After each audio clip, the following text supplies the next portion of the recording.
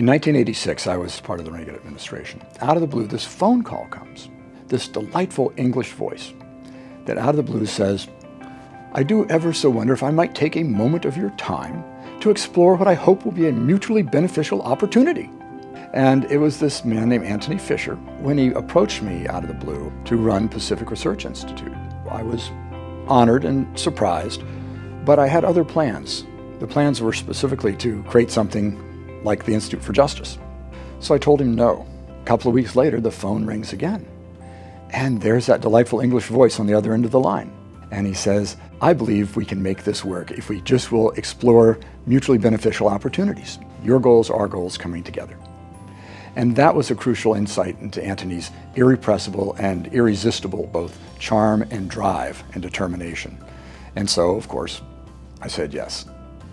When I started the Institute for Justice in 1991, I left Pacific Research Institute, but the values, the insights that I had learned from Antony there carried forward, notably in the name of the Institute for Justice. I deliberately chose that word, institute, as both a way of paying homage to and a recognition of the importance of the battle of ideas. What Antony realized, and I think so perceptively, was that ideas were important, and indeed the people who developed them were the people who moved history.